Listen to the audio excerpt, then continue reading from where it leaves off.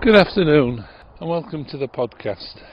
It's been a little while since I last did an episode. Over recent weeks and months I haven't been able to go as far as I would have hoped. So I've returned, as I often do, to one of my local walks, starting just to the east of the village of Aberford on the outskirts of Leeds and heading up towards Hazelwood Castle.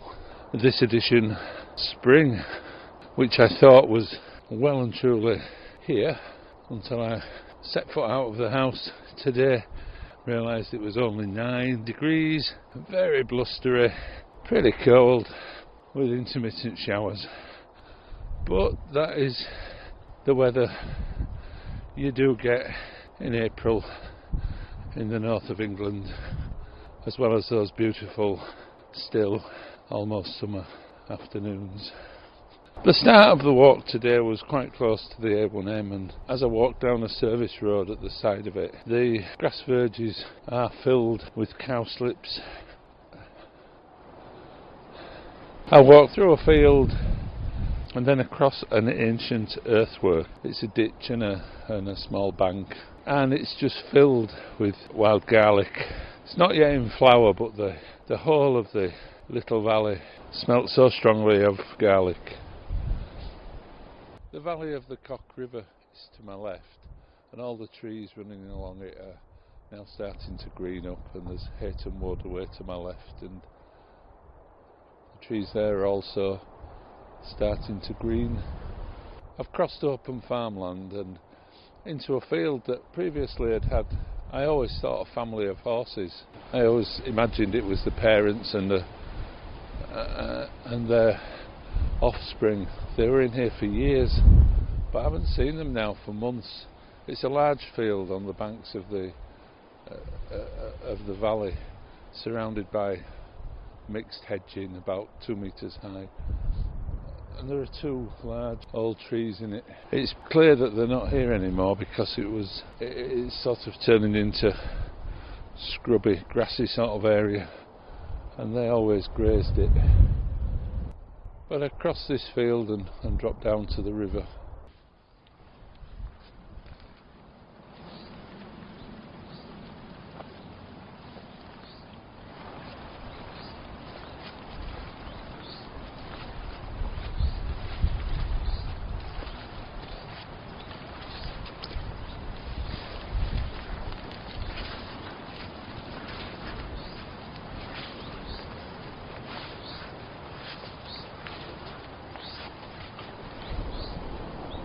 I'm down by the small river Cock now, just about to cross. There's no sign of the horses. I think they've gone. I don't know the story. I get a little sad over things like that because they've been here for years. All through COVID, I would come with my dog and walk through the field, and it was just a nice thing. Crossing a little footbridge now over the place. I've talked about it often because it was such a thriller. I saw an otter here about 4 years ago. I stood on the bridge, it hadn't seen me, and I was maybe 5 minutes or more watching it. When you get out of the wind, the birds are singing their heads off. I've noticed on a morning when I open my door to let my dogs out at 5:30, it's an absolute cacophony in the back garden.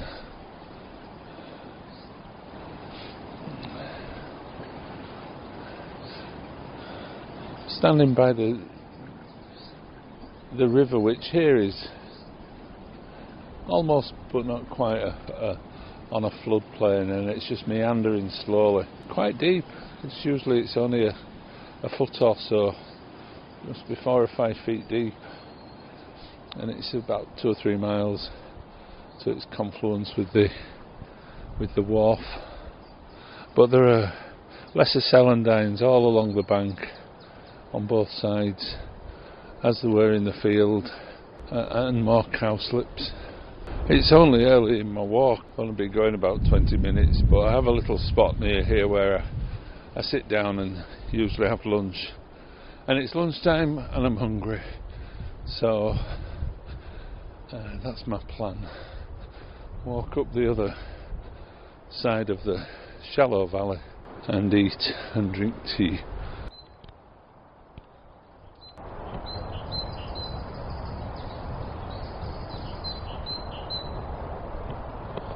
I'm sat having my lunch, and it's a spot where I often pause and have a cup of tea. It's not a spectacular viewpoint like many areas of Yorkshire. It's just arable, little bit of woodland, overlooking the shallow valley of the River Cock over towards the wind turbines at Hookmore. I've just noticed though a ladybird just crawling around on my rucksack, and yesterday I had two quite special sightings, particularly as I wasn't doing anything to try and spot them.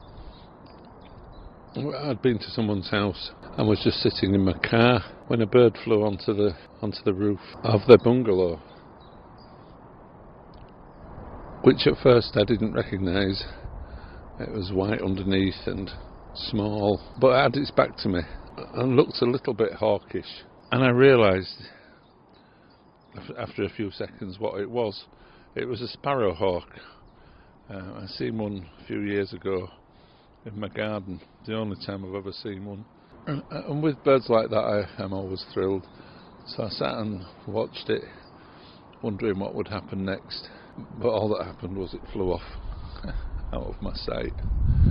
And then when I got home in my garden, I've never seen them in my garden before, there were two long-tailed tits.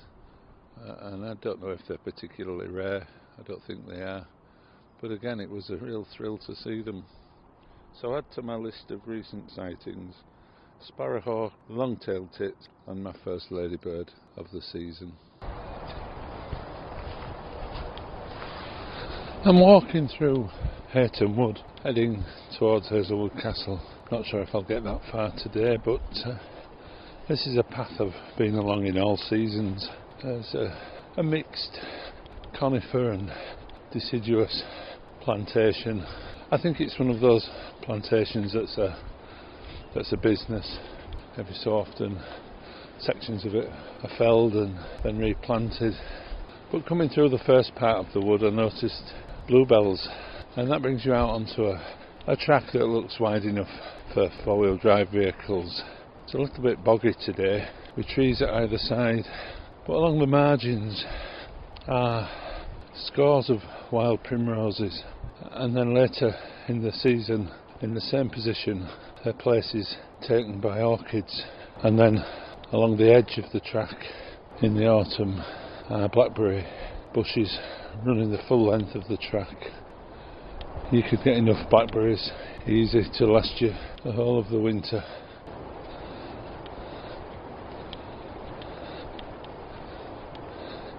It's lovely though now, among the trees. I think I remember commenting last year, the trees are like islands in a vast sea. The bright green of the new beech leaves popping up sporadically through the woodland, almost but not quite providing the canopy we see in summer.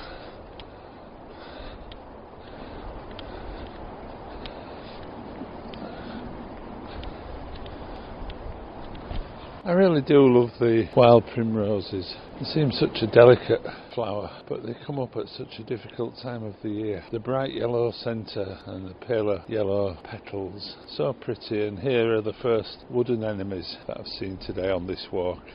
Again with their bright yellow centre, but this time with white petals.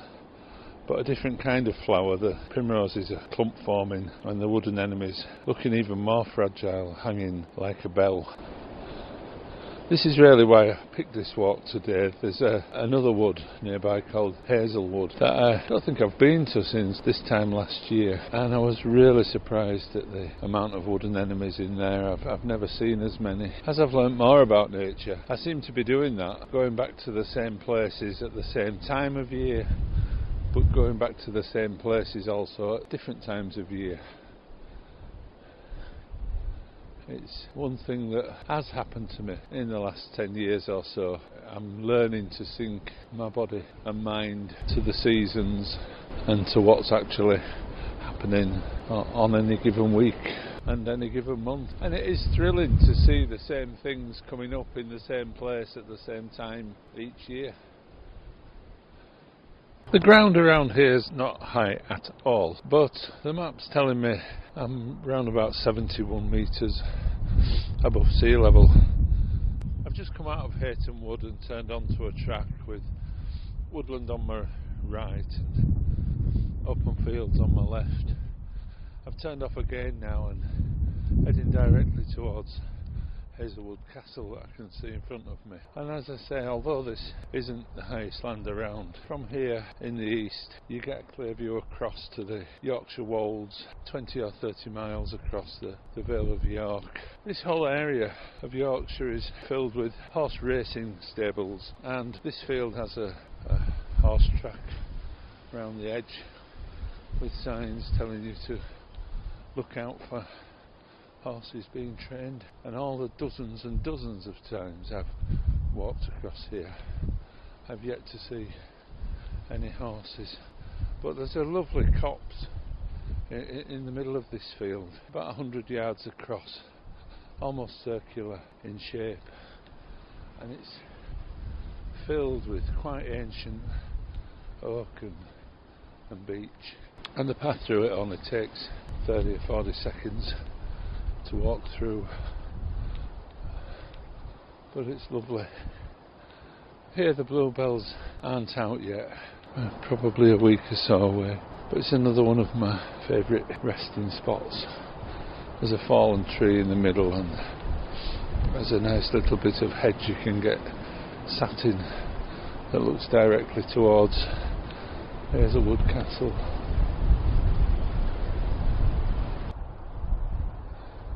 Despite the signs of spring, there is still a wintry feel to the day. I imagine in the Dales or on the North Yorkshire moors it will be bitter today. I've reached Hazelwood Castle and I'm following a track that skirts around the edge of it. It takes me towards the A64, the Leeds to York Road. Just realised for the first time that the castle is the highest ground around, 72 metres on the map, with clear views across the Vale of York to the Yorkshire wolds and the Hambleton Hills in the east and to the northeast, and to the northwest the woodland of Bramham Park. And the views to the east and the south are obscured firstly by Hazelwood that I'll be walking through soon, and the house itself.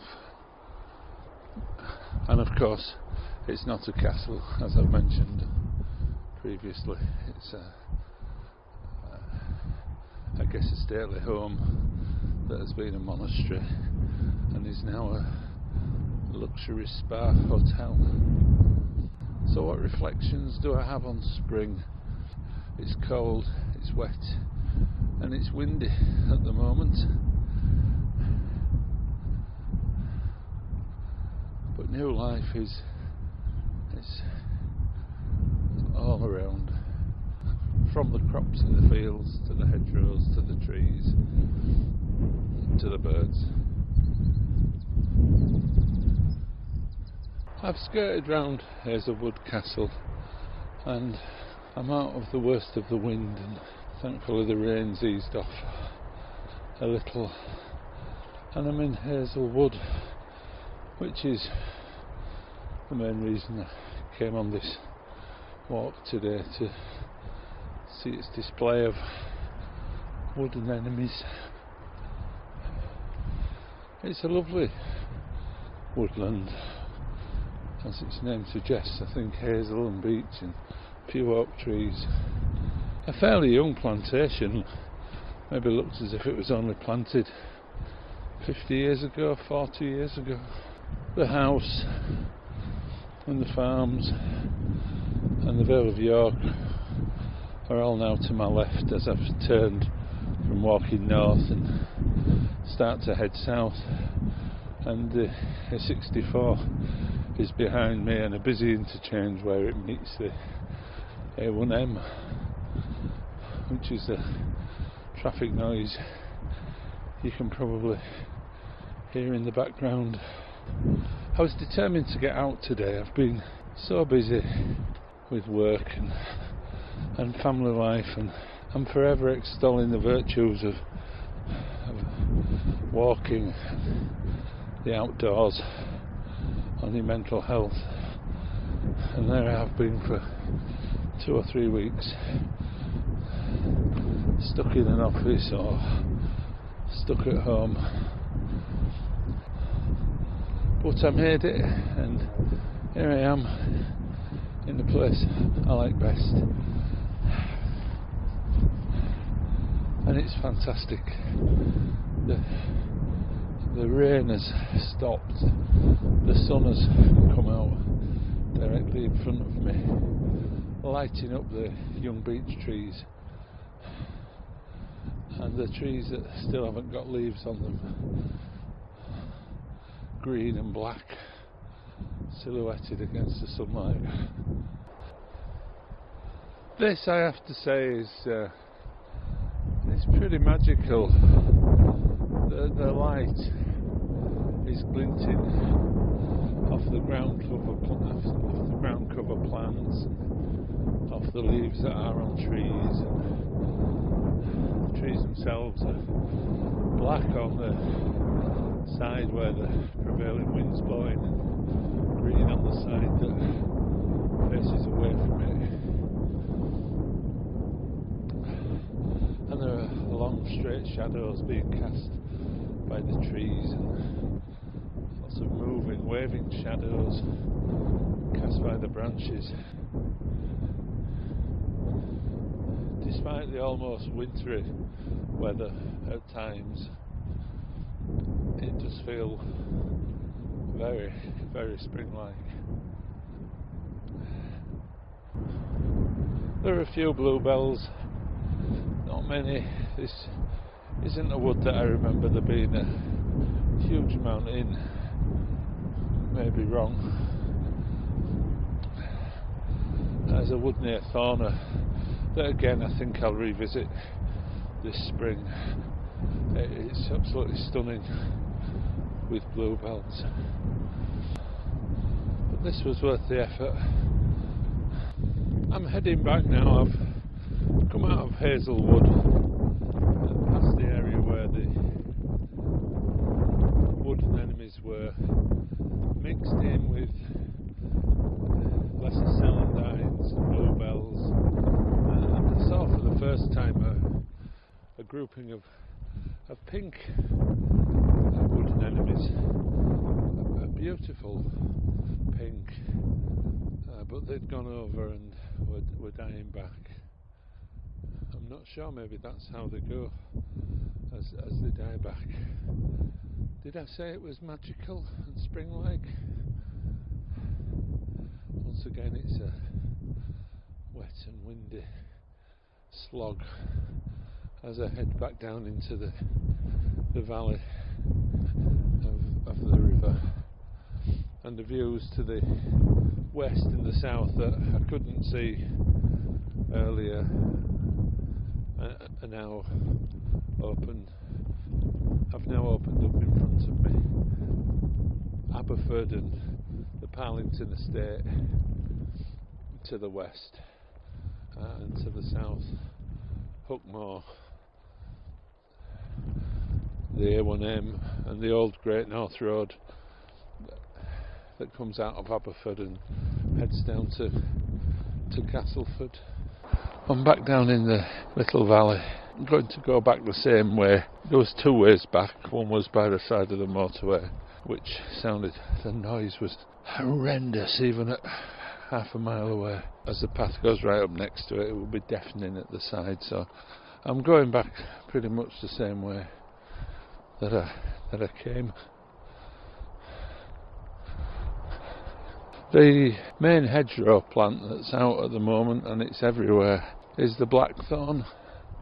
It's white flowers coming before its leaves, and the hawthorn is just greening up and will flower soon. Just heard a chiff-chaff in the trees by the river. Heard a robin earlier. Saw a red kite.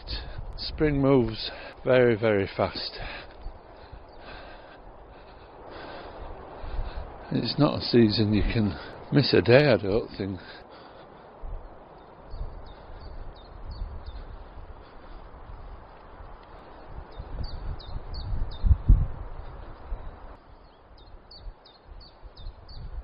I'm down by the river. It's a tumbled mass of broken down trees.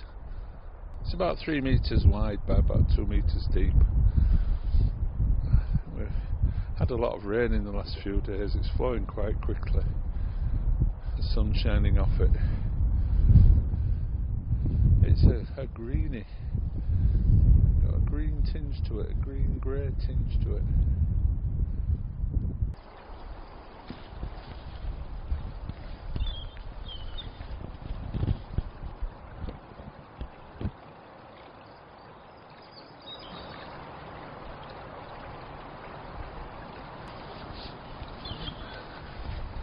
I'm crossing the river again.